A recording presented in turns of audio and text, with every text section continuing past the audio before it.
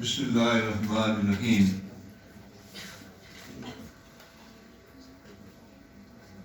Stage پر بیٹھے ہوئے محترم و مکرم مہمانان گرامی،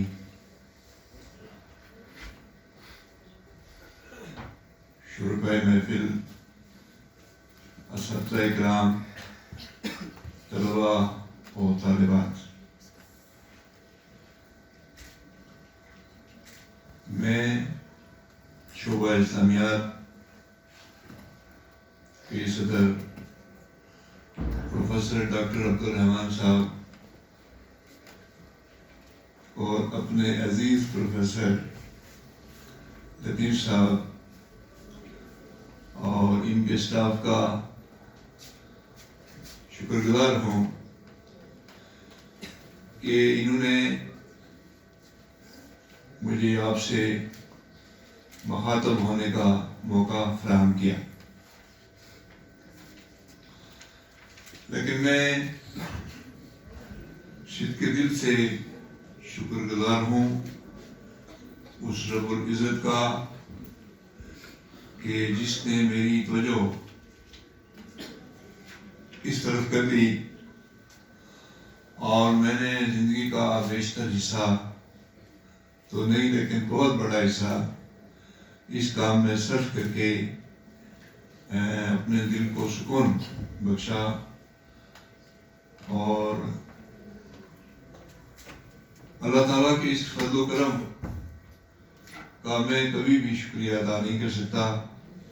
دعا کرتا ہوں کہ اللہ اپنی بارگاہ میں شرف قبولیت بخشے اور اس کے سبب سے ملنے والے انعامات میرے حصے میں آئے۔ حقانی صاحب نے جتنا عالمانہ اور جذباتی اور مخلصانہ انداز اپنایا اور میرے لیے کلمات خیر عطا کیے، میں ان کا شکر گزار ہوں۔ صابر صاحب تو خیر انہوں نے خود بھی بتایا ہے، ہمارے گھر بھی ان کا جانا ہوا، ان کو میں سنتا ہوں، اور میں راولا کوٹ پہلی بار ایک مشاعرے میں آیا تو ان کو سنا تو وہیں سے پھر ہمارا وہ ذہن اور دل جو ہے یہ دل و دماغ دونوں یکجا ہو گئے۔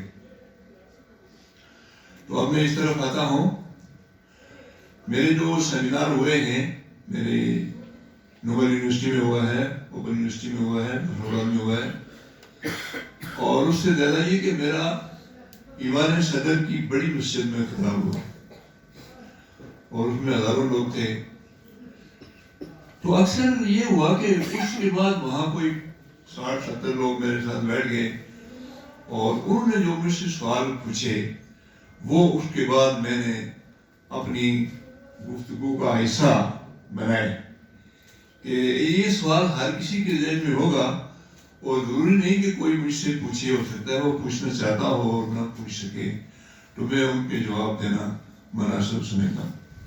ایک بات یہ تھی کہ میں اس طرف کیسے ہے، میں انگریزی کا پروفیسر ہوں اور میرا سبجیکٹ کا جب میں بتاتا ہوں تو لوگ بہت حیران ہو جاتے ہیں، اور اس حوالے سے راولا کوٹ میں اس بات کا ذکر کرنا کافی مناسب ہے کہ پوسٹ گریجویٹ کالج میں ایک پروفیسر وزیر حسین صاحب تھے، وہ میرے کلاس فیلو ہیں، اور پھر آپ کے صدر سردار مسعود خان وہ میرے کلاس فیلو ہیں، اور یہ ہم گارڈن کالج میں ایم اے انگلش میں اکٹھا پڑھتے تھے۔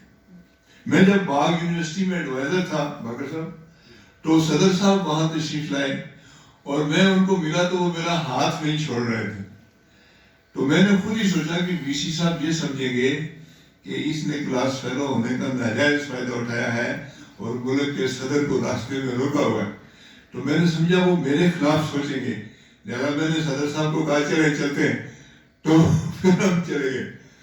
اور ایک اور بڑی دلچسپ بات ہوئی، وہ راولا کوٹ میں ذکر کرتا ہوں اور میں کہیں نہیں کرتا چونکہ وہ یہاں کے رہنے والے ہیں اور یہاں کی جذباتی ان کے ساتھ ایفیلیشن ہے۔ وہاں ایک بک میلہ لگا ہوا، تو اس کے اینڈ پر صدر صاحب نے کھانے سے انکار کر دیا، وشی صاحب ڈاکٹر علیم جو ہیں وہ ماشاءاللہ وہ بھی میرے عزیز ہی تھے، اگرچہ وشی تھے. تو انہوں نے کہا جی کہ صدر صاحب کھانا نہیں کھا رہے ہیں، اور صدر صاحب گاڑی میں بیٹھ رہے تھے.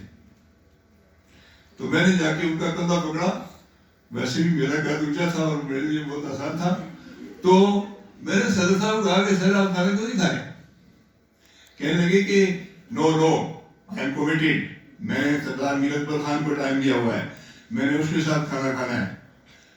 تو میں نے کہا صدر صاحب آپ نے کہا کھانا ہے، آپ نے چکھنا ہے، تو آپ یہاں بھی چکھ لیں، انہوں نے محنت کی ہوئی ہے اور آپ وہاں بھی چکھ لیں. تو صدر صاحب آگے گاڑی میں بیٹھتے بیٹھتے واپس ہو گئے. تو دوسرے دن وی سی صاحب نے مجھے کہا کہ آپ نے جملہ ایسا بولا. تو اس لیے جس طرح وہ صدر صاحب نے کھانا چکھا، اسی طرح آپ ہمارے نوائے قرآن سے کچھ چکھ لیں، تو اس کے بعد آپ کی مرضی ہے کہ آپ اس کو پڑھیں یا نہ پڑھیں. یہ آپ کی صوابدید اور آپ کے ذوق کی بات ہے، کیونکہ منظوم تراجم جو ہے ان کی تعداد کم ہے. اور میں نے کوشش یہ کی ہے، صاحب آپ نے لکھ بھی لیا ہاں، کہ چیز کو سیلف ایویڈنٹ ہونا چاہیے، سیلف ایویڈنٹ ہونا چاہیے. اور اس کے لیے میں ایک راولا کوٹ کا یہ واقعہ سناتا ہوں. میں سینئر ٹیچر ہوتا تھا، سائنس ٹیچر ہوتا تھا. تو میرا ایک بل تھا جی آفس میں، اور وہاں کوئی اور بھی ٹیچر اس طرح سے گھس گئے. تو وہ جو اکاؤنٹ افسر صاحب تھے، عبدالحسین شاہ ان کا نام تھا، وہ ویسے ہو گئے کہ ہاں بھائی تم کیسے ہے، تم کیسے ہے. تو ایک آدمی نے کہا کہ میرا بل ہے. انہوں نے کہا bill must speak itself, bill must speak itself, کہ بھئی اب بل آ گیا ہے تو پھر اس کے بعد تمہاری وکالت کی کیا ضرورت ہے، بل بتائے گا میں ٹھیک ہوں تو میں سائن کر دوں گا. تو اس لیے اس میں بھی میں نے یہی کوشش کی، میں نے اس عبدالحسین شاہ کی بات کو ذہن میں رکھا کہ چیز کو سیلف ایویڈنٹ ہونا چاہیے، اس کے پیچھے وکالت کی ضرورت نہ ہو، یہ خود بولے کہ میں کیا ہوں. سیلف ایویڈنٹ کا اردو ترجمہ میں جادو گو جو سر چڑھ کے بولے. تو وہ بھی ٹھیک ہے. اور میں نے اس میں کوشش یہ کی ہے کہ جتنے منظوم تراجم تھے برے صغیر میں، اور اس میں اسلامک یونیورسٹی میں، پنجاب یونیورسٹی میں، بہاولپور یونیورسٹی کی میں نے لائبریری تو نہیں اس طرح سے کھنگالی، لیکن ان دو یونیورسٹیوں میں گیا ہوں اور میں نے ان سب کو دیکھا ہے. اور میں اسٹوڈنٹس کے لیے ایک بات کہتا ہوں کہ اردو بازار سے سیما اکبر آبادی کا منظوم ترجمہ مجھے مل رہا تھا اور میں نے نہیں خریدا، جو مجھے بعد میں بہت ڈھونڈ ڈھانڈ کے کہیں کراچی سے ملا. میرے ایک کزن نے مجھے کہیں سے خرید کے دیا، ملتا ہی نہیں تھا. اور اس وقت میں نے کیوں نہیں لیا تھا؟ میں نے اس لیے نہیں لیا تھا کہ جب میں یہ کسی کی چیز گھر رکھ لوں گا تو پھر مجھے جب کوئی دقت ہوگی تو میں اس کو دیکھوں گا اور اس طرح میں نقال بن جاؤں، تو اوریجنلٹی نہیں رہے گی، لہذا میں نے وہ نہیں کیا. اور میں نے یہ کیا کہ ایک تو یہ بات میں بتا رہا تھا کہ میں اس طرف گیا کیسے. میں انگلش کا پروفیسر ہوں. بار کالج میں ہمارے ایک ساتھی تھے، وہ ڈاکٹر رفیق، ابھی مدینہ میں ہے یونیورسٹی میں، اور وہ مجھے کہنے لگے کہ آپ کچھ لکھا کریں، آپ ضائع ہو گئے. یہ اسٹوڈنٹس کے لیے یہ بات بتانا کسی حد تک ٹھیک ہے کہ آپ ضائع ہو رہے ہیں، آپ ویسٹ ہو رہے ہیں. 2-3 دفعہ اس نے مجھے یہ بات کہی. تو میں نے اس سے ایک دن پوچھا کہ بھائی آپ نہ تو میرے شاگرد ہیں، نہ میرے کوئی لانگ ٹائم ساتھی ہیں، وہ ہمارا کوئی 6-8 مہینے کا ساتھ ہے، تو آپ کو مجھ میں کیا ویسٹ ہوتا نظر آتا ہے؟ اس نے کہا جو آپ کو نظر نہیں آتا. تو میں نے کہا مجھے واقعی نہیں نظر آتا. وہ ہم کینٹین سے اٹھے چائے پی کے، وہ مجھے لائبریری میں لے گیا اور وہاں جا کے اس نے کشمیری فائٹ فار فریڈم کتاب میرے نام ایشو کرائی اور اس نے کہا کہ اس کو اردو میں ٹرانسلیٹ کرو. تو میں نے وہ شروع کر دی.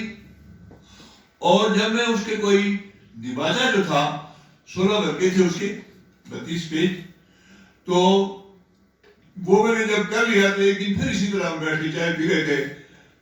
تو میں نے رفیق صاحب کو کہا کہ بھائی وہ تو میں نے کر لیا ہے اور مجھے لگتا ہے کہ میں کر جاؤں گا. ادھر ہمارے ایک اور ساتھی تھے, وہ میرے ہمنام بھی ہیں اور اسلامیات کے بھی ہیں. انہوں نے کہا جی کہ دیکھ سن کے کچھ کرنا بھائی, کاپی رائٹس ہوتے ہیں, ایسا نہ ہو کہ کوئی کتاب چھپوا دو تو کوئی بند کرا دے. یہ بات واقعی بڑی ایک اچھی نشاندہی تھی. تو میں گھر چلا گیا اور میرے ذہن میں آ گیا کہ بھائی جو کام میں نے شروع ہی کیا تو وہ تو اس طرح کے سوال اس پر اٹھ سکتے ہیں. میں لیٹا اور مجھے نیند نہیں آ رہی تھی, جون کا مہینہ تھا, اور دوسرے کمرے میں میرے والد صاحب لیٹے ہوئے سوئے ہوئے تھے بلکہ, اور وہ فاضل تھے سہارنپور سے, عالم تھے. تو میں سوچتا رہا اور میں اسٹوڈنٹس کو ایکچولی سنا رہا ہوں کہ میں نے دل میں سوچا کہ کیوں نہ میں قرآن کا منظوم ترجمہ کروں.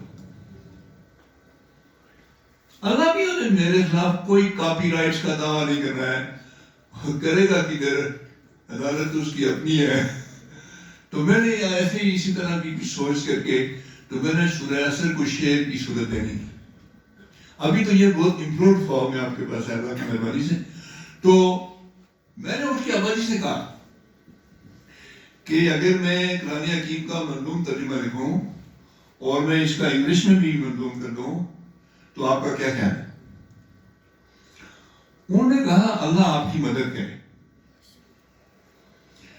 اس وقت مجھے خود بھی نہیں پتا تھا کہ کسی نے منظوم ترجمہ کیا ہو.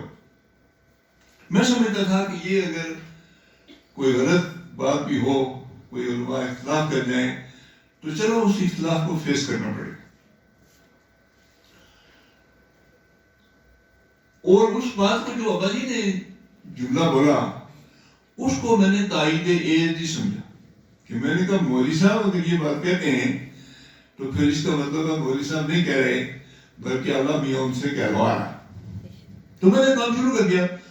پھر جب میں کوئی 2-4 پارے کر چکا تھا تو میں اسلامک یونیورسٹی میں گیا اور وہاں مجھے تراجم مل گئے منظوم, اور وہ جو ریل میں بھی دیے ہیں. اور پھر اس میں یہ بھی تھا کہ تراجم ہی نہیں تھے بلکہ ان پر بڑے بڑے علماء کی تقریریں بھی لکھی ہوئی تھیں. اور وہ جو کھٹکا تھا مجھے کہ اس پر انگلیاں اٹھیں گی تو وہ ختم ہو گیا. پھر میں اطمینان سے کام کرنے لگا. اور اس میں جو میں نے کام کیا ہے وہ یہ کیا ہے کہ بلکہ پنجاب یونیورسٹی کے ایک پروفیسر تھے عبدالرب صاحب, وہ عبدالرب صاحب مجھے کہنے لگے کہ آپ کو ایک ترجمہ پکڑ کے اور اس کو منظوم کر دے تو آپ کے لیے آسان تھا, اور اس میں آپ کو یہ بھی فائدہ ہوتا کہ اس ترجمے کی جو اہمیت ہے وہ آپ کے کندھے پر نہیں آتی تھی بلکہ وہ اس ترجمے والے کے. تو میں نے عبدالرب صاحب کو کہا کہ کیوں میں 21ویں صدی میں اس طرح کی نقالی کیوں کروں اور میں ریسرچ کیوں نہ کروں اور میں کوئی ایسا کام کروں کہ تاکہ وہ اپ ڈیٹ ہو جائے. اور اس کے لیے پھر میں نے یہ کیا کہ میں نے ایک تو منظوم ترجمے تقریباً سارے, ایسے تو ورگا یا صفحہ تو نہیں پڑھ سکتا آدمی, لیکن ان کو دیکھا, ان کے انداز دیکھے, اور جیسے یہ بسم اللہ کی انہوں نے آپ کو بتا دی بات, شاید میں بتاتا آپ کو, وہ اس لیے میں نے کیا کہ میں نے ایک بیر میں ڈاکٹر صاحب میں نے ایک بیر میں مکمل ترجمہ کر دیا.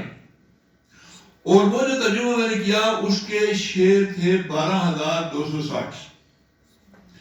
پھر وہ مجھے پسند نہیں آئے, اور ان میں پسند نہ آنے کی وجہ صرف یہ تھی کہ اس میں جو ترجمہ تھا وہ ٹھیک طور سے ایڈجسٹ نہیں تھا. یعنی اس بحر کو برابر کرنے کے لیے کہیں ترجمہ متاثر ہو جاتا. تو یہ پھر میں نے کیا کہ میں نے مختلف بحریں لگائیں, اور مختلف بحریں لگانے کے لیے میں نے اس کے دیباچے میں لکھا ہوا ہے انتخاب بحر میں ملحوظ رکھا یہ اصول, اس کو بتا جو کسی صورت کو آتی تھی قبول. تو میں نے اور پھر اس کا اگلا پیمانہ کیا تھا صابر صاحب, اس کا اگلا پیمانہ یہ تھا کہ میں ہر صورت کی پہلی آیت لیتا تھا اور اس آیت کو 3-4 بحروں میں ٹرانسلیٹ کرتا تھا, اور پھر جس بحر میں وہ ایڈجسٹ ہوتی تھی اس کو اتنا. اس کی ایک مثال یہ ہے کہ سورہ اخلاص جو ہے یہ اسلامک یونیورسٹی میں اور پنجاب یونیورسٹی میں جو میں نے منظوم تراجم دیکھے تو اس میں کم سے کم کسی آدمی نے 2 شعر لکھے ہوئے تھے اور زیادہ 5 بھی تھے 6 بھی تھے بلکہ کسی نے 7 بھی لکھے ہوئے. تو میں نے اس کو 2 سے بھی 1 میں کر دیا.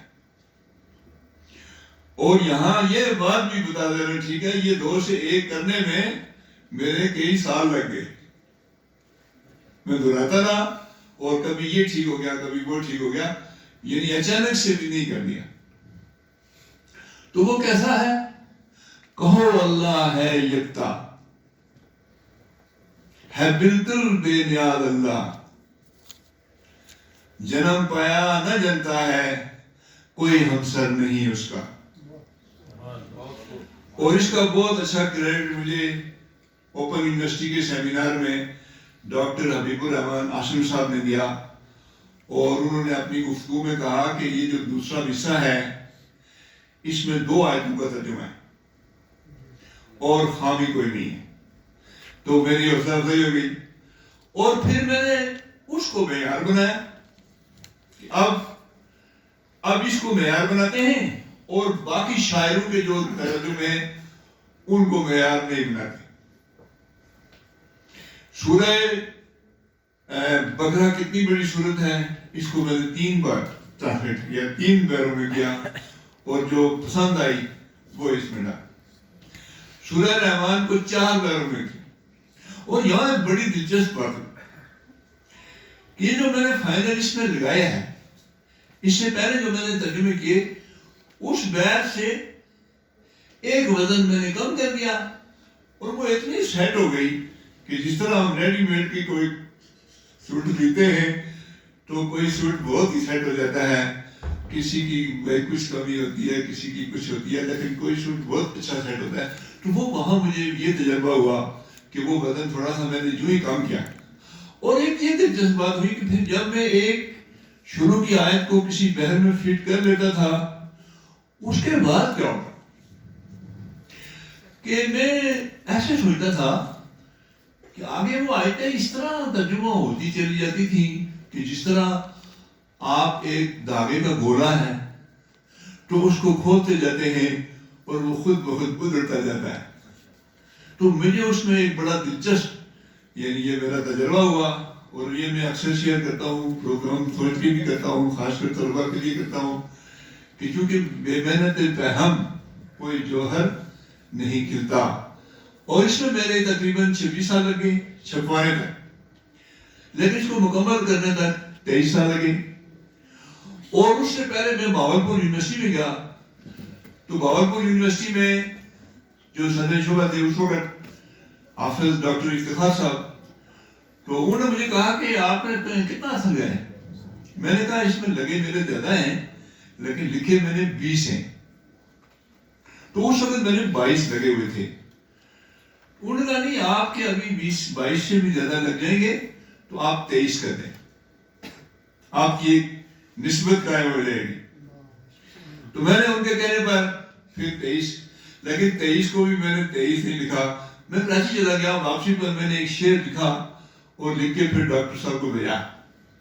وہ یہ تھا کہ اتنا عرصہ ہو گیا جتنے میں اترا تھا قرآن, سوچتا ہوں کہ اجل آ جائے نہ میرے یہاں, حتمی صورت دے رہا ہوں لگ رہی تھی جو بہار, اہلیت میری نہیں ہے میں اس قسمت کا کمار.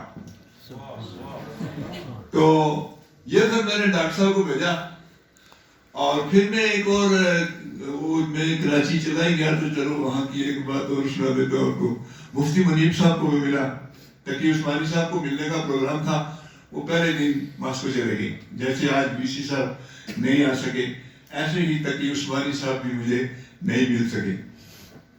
تو وہ میں نے منیب صاحب سے جو گفتگو کی ان کو میں نے پورا اپنا جو نسخہ تھا مسودہ وہ ان کو دیا. پورا مسودہ دینے میں یہ ایک آسانی تھی کہ وہ جہاں سے پڑھ لے. اب مثلا میں آپ کو کوئی شعر سناؤں گا تو وہ سلیکٹڈ ہوگا, وہ میری اتنی پہچان نہیں بنتا جتنی کہ پورا مسودہ آپ کے ہاتھ میں ہو اور آپ جہاں سے مرضی پڑھ لیں تو پھر اس میں جو سہولت ہوتی. اس میں پھر جو منڈیپ صاحب نے کہا کہ دیکھیں جی یہاں آپ نے ایسے کیا ہے تو احمد رضا نے ایسا کیا, تو وہ کوئی اپنے مکتب فکر کے حوالے سے کوئی بات تھی, تو میں نے ان کو کہا کہ ان کے حوالے سے میں نے اس کے دیواچے میں پھر لکھ دیا کہ چیدہ چیدہ دیکھ کر کہنے لگے مفتی مریب آپ کا بھی ہے صحیح پر ہے رضا اچھے ادیب. میں نے یہ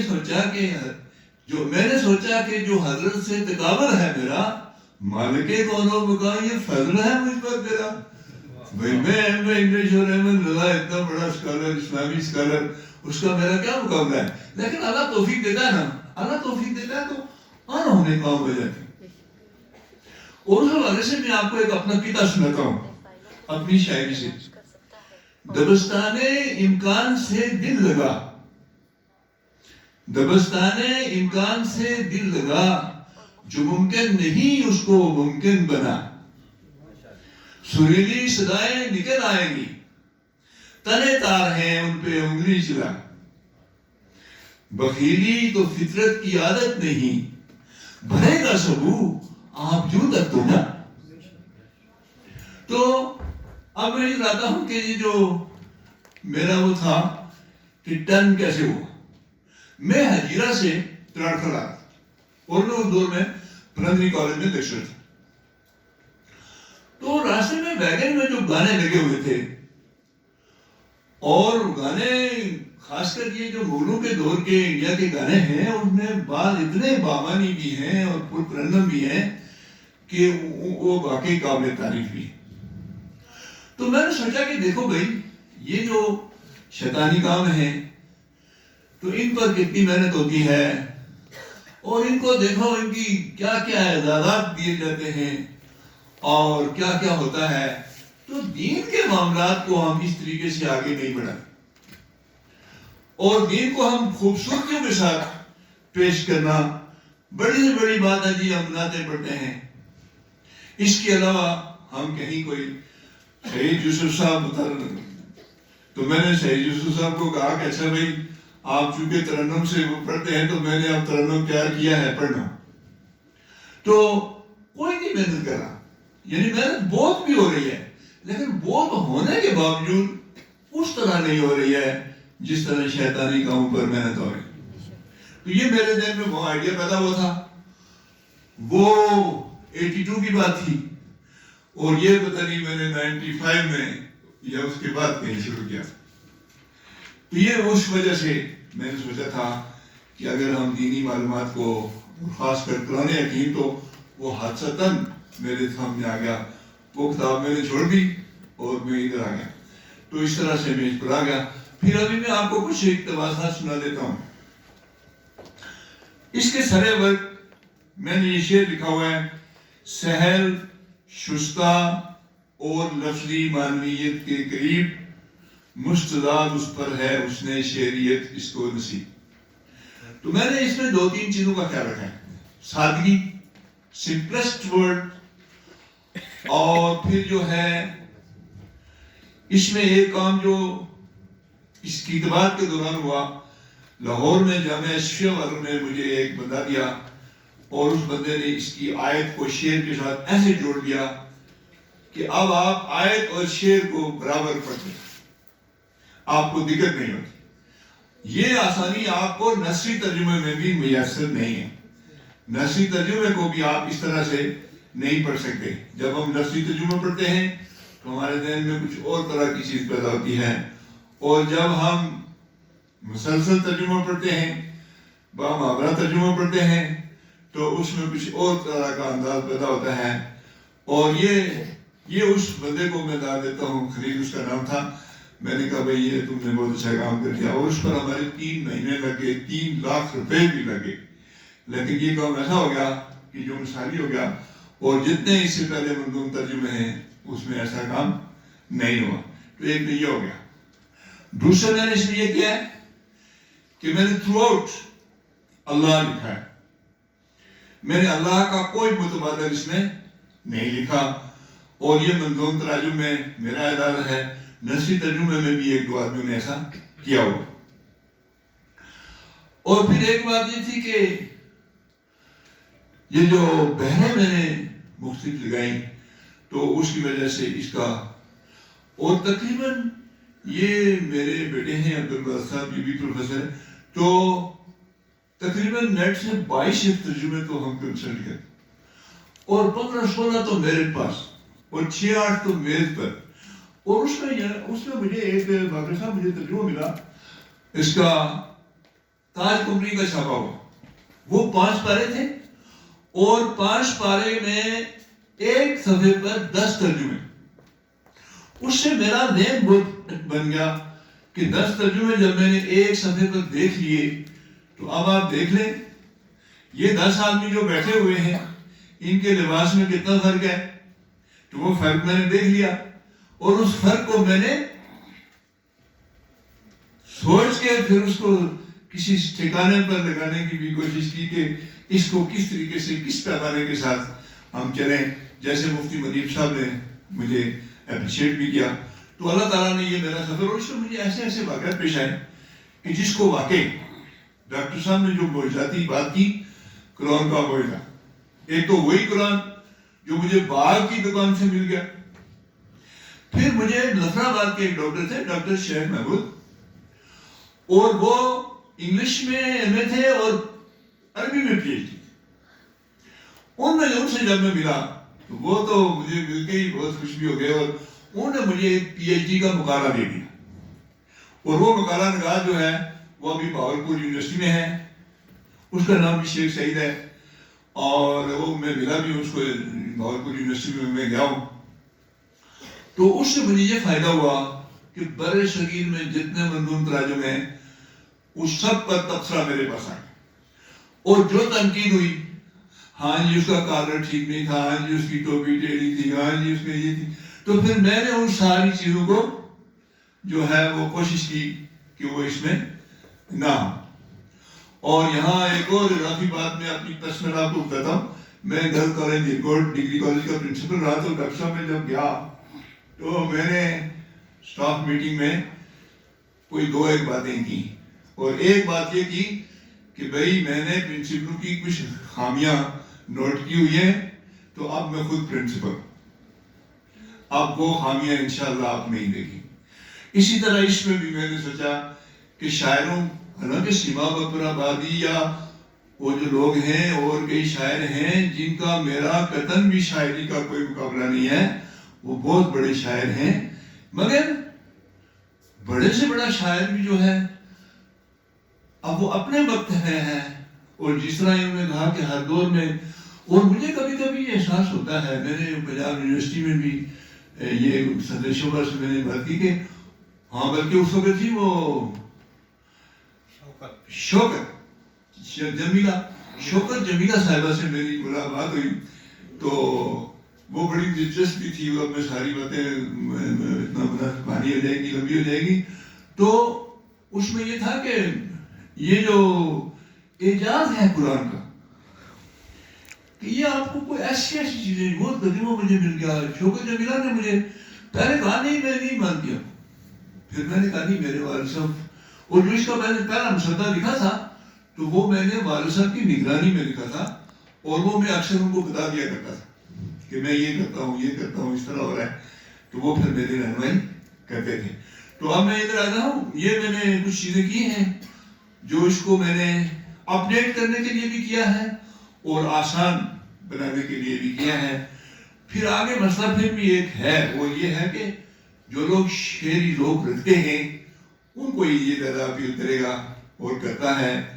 اور کئی لوگ بہت خوش ابھی پایا. مجھے آپ کا ایک بندہ ملا ہے ماشاءاللہ، وہ تو بڑا ہی خوش تھا دن دیکھے ہی.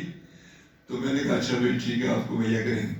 تو اللہ مہربانی کرے. اب میں آپ ٹیکسچوئل جاتا ہوں. مثلا اليوم اکملت لکم دینکم واتممت علیکم نعمتی ورضیت لکم الاسلام دینا. اس کا ترجمہ آپ دیکھیں، تمہارے دین کی تکمیل میں نے آج کر دی ہے. تمہارے دین کی تکمیل میں نے آج کر دی ہے، تمہیں نعمت بھی اپنی میں نے پورے طور پر دی ہے، تمہارے واسطے جو راستہ آیا پسند مجھ کو، فقط اسلام اور اسلام ہی کا راستہ ہے۔ تو میں جب یہ ترجمہ سناتا ہوں، جیسے میں نے سورہ اخلاص کا سنایا، میں ابھی آپ کو اور بھی سناتا ہوں، تو میں سامعین سے اور علماء سے، جہاں علماء زیادہ ہوں، میں کہتا ہوں مولوی صاحب آپ اس کو لفظی ترجمے کے حساب سے بھی دیکھیں اور سادگی کے حساب سے بھی دیکھیں، یعنی دو خصوصیات، سمپلسٹ اور پھر لفظی ترجمے کی قریب۔ ایگزیکٹ نہیں ہو سکتا، شاعری میں بھی لائے وہ مشکل، لیکن جتنا ہو گیا اس پر اللہ کا شکر ادا کرتے ہیں۔ اور پھر آپ کو میں سناتا ہوں، ہاں اس پر لاہور میں ایک بندے نے مجھے بہت زیادہ اپریشیٹ کیا، سورہ اصل جو ہے اس کا ترجمہ ہے، زمانے کی قسم انسان تو ہے ہی خسارے میں، مگر جو مان جاتے ہیں عمل اچھے کماتے ہیں، کریں تلقین آپس میں جو حق کا ساتھ دینے کی کریں تلقین آپس میں جو صابر بن کے رہنے۔ تو وہ ایک صاحب مجھے کہنے لگے کہ میں نے 8 ترجمے باقاعدہ پڑھے ہوئے ہیں، لیکن آپ کے اس میں جو زور بیان ہے، آپ نے آیت کا صحیح ترجمہ کیا ہے، زمانے کی قسم انسان تو ہے ہی خسارے میں۔ اس نے کہا جس قوت سے آپ نے کیا ہے کسی نثری ترجمے میں بھی ایسی قوت نہیں ہے۔ اور کچھ قوتیں شاعری میں لانے سے ویسے بھی پیدا ہو جاتی ہیں، وہ کوئی میں اس کا کریڈٹ اپنے آپ کو نہیں دیتا۔ اب میں آپ کو سنا دیتا ہوں، چونکہ یہ چھوٹے آپ کو ذرا یاد بھی ہیں صورتیں اور سمجھنے میں بھی آسانی ہے۔ سورہ کوثر، اور پتہ نہیں جی میں نے 7ویں دفعہ، اور یہ جو سورہ فاتحہ کا چونکہ انہوں نے بہت مترنم سنا دیا آپ کو، تو اس کے لیے میں کہتا ہوں کہ بھئی یہ میں نے محمد بن قاسم والا کام کیا، اس کو میں نے 17 بار چینج کیا ہے، اور اس کو میں لب آتی کی وزن پر لانا چاہتا تھا کہ یہ لب آتی کے وزن پر آ جائے اور یہ بچے جو ہیں اس کو اسی طرح پڑھیں۔ میں نے لایا اس کو، اس کے وزن بھی برابر ہو گئے، شعر یہ اس بات سے صحیح تھا، لیکن پھر بھی کوئی وہ روح نہیں پیدا ہو رہی تھی جو اقبال کی لب آتی میں ہے، تو پھر میں نے اس کو چھوڑ دیا۔ تو سورہ کوثر کو آپ سنیں، یقیناً عطا کی تجھے ہم نے کوثر، لہذا نماز اپنے ہی رب کی پڑھ، ذبیحہ بھی اس کی ہی خاطر کیا کر، جو دشمن ہے تیرا وہی ہوگا اب تک۔ اور اسی طرح اور کئی شعر ہیں، مثلا خلق الموت والحیات لیبلوکم ایکم احسن عملا۔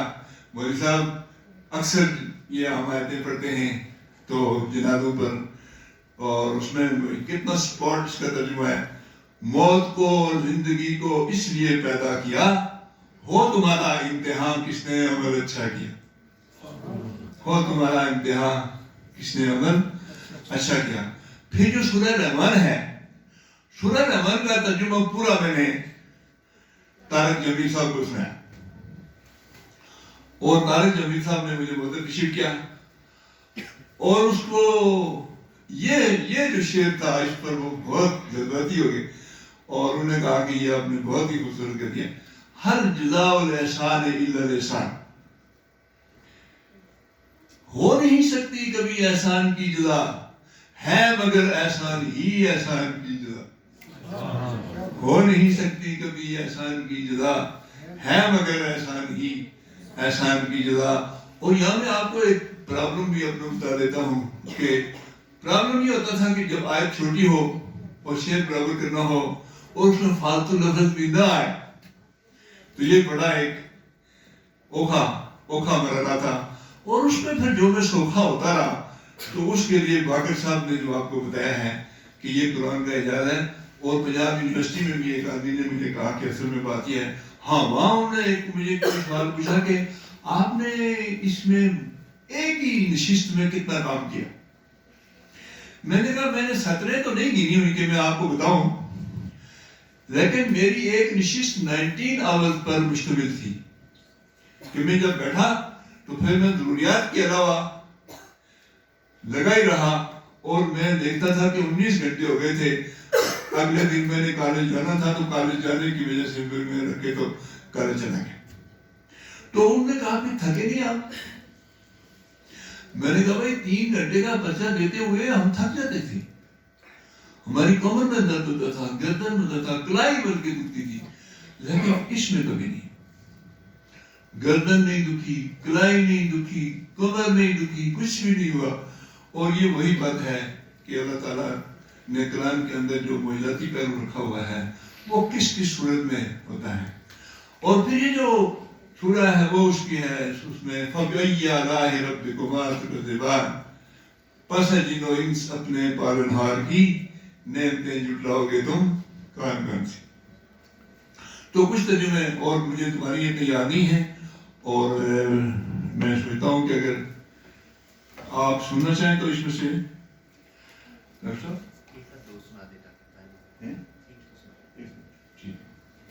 ہاں نہیں, میں زیادہ سننے کے حق میں نہیں ہوتا ہوں, وقت کا میں بہت خیال رکھتا ہوں. سر ایک ترجمے کی ریکویسٹ بھی کی جا سکتی ہے. جی جی سر مجھے سورہ اخلاص کا تھوڑا سا سنا تھا, کیونکہ اس کے ترجمے میں لم یلد و لم یولد, اس پہ تھوڑی سی میری اسٹوڈنٹ کے ساتھ بھی ہو رہی تھی, تو آپ کے کلام کے اندر میں ضرور سننا چاہوں گی کہ آپ نے اس کو کیسے ترتیب دیا. سنایا تو ہے میں نے, شاید میں باہر لکھی ہے. کوئی بات. کہو اللہ ہے یکتا, ہے بالکل بے نیاز اللہ, جنم پایا نہ جنتا ہے, کوئی ہمسر نہیں اس کا, پایا نہ جنتا ہے. جی سر. اور اس میں نے ایک اور بات کی ہوئی ہے جو آپ کو کسی ترجمے میں بھی نہیں ملے گی. کرتا ہے, ادھر آپ کیا ترجمے کرتے ہیں, علماء نے کیا ترجمے کیے ہوئے کہ وہ جنتا بھی نہیں, اسے جنا بھی نہیں, وہ جنا گیا بھی نہیں. اچھا, وہ جنا گیا بھی نہیں, اسے جنا بھی نہیں, لیکن میں نے جب اس کو جنتا کہہ دیا تو میں نے اس کو اپڈیٹ کر دیا, وہ اپڈیٹ ہو گیا اور جنا بابا نہیں ہو گیا. جی سر بالکل ٹھیک ہے, پاس ہو گیا ہوں. کتنے نمبر دیتی ہوں؟ اچھا, یہ اسٹوڈنٹس کے ساتھ تھوڑی سی بحث چلی تھی, نہیں ٹھیک اب ہے, آپ سب کلیئر ہو گئے. نہیں آپ میری ایگزامینر ہو گئی ہیں نا, آپ نے میرا امتحان لیا ہے تو ایوارڈ پھر اچھا سا دینا, کیونکہ یہ کورونا کے دور میں 1100 میں سے 1150 نمبر ملتے رہے. اچھا بھائی, تو کیوں نہ میں آپ کو کہیں سے سناتا ہوں. اس میں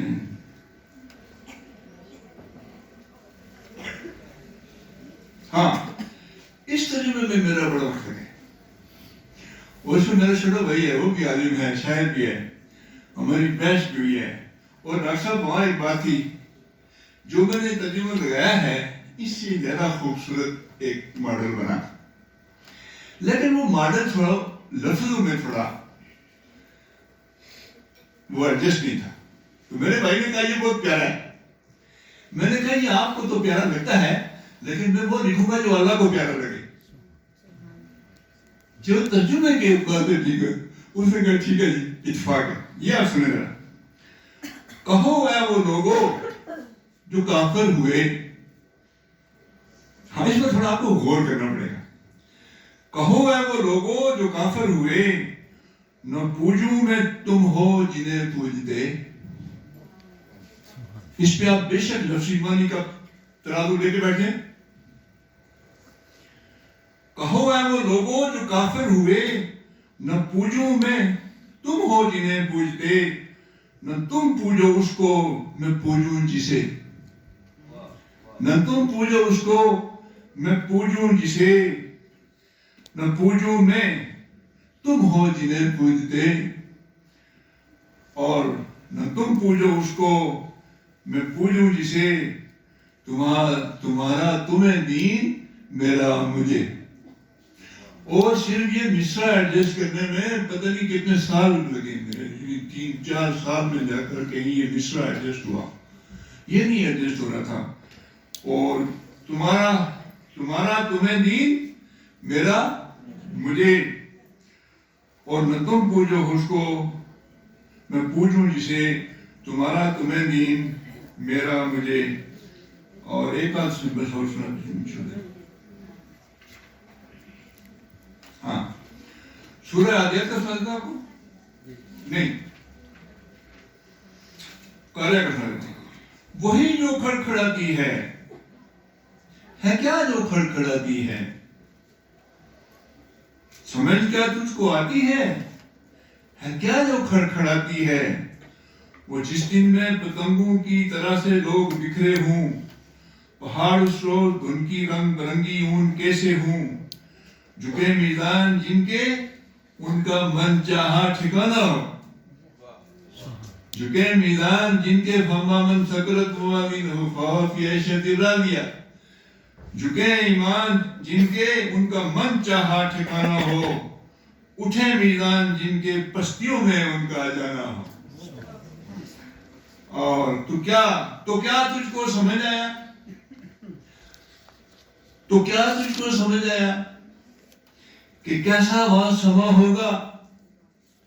تو کیا تجھ کو سمجھ آیا کہ کیسا وہاں سما ہوگا؟ وہ ہے ایک آگ ہی جس آگ کا شعلہ فشاں ہوگا، وہ ہے ایک آگ ہی جس آگ کا شعلہ فشاں ہوگا۔ وآخر دعوانا ان الحمدللہ رب العالمین۔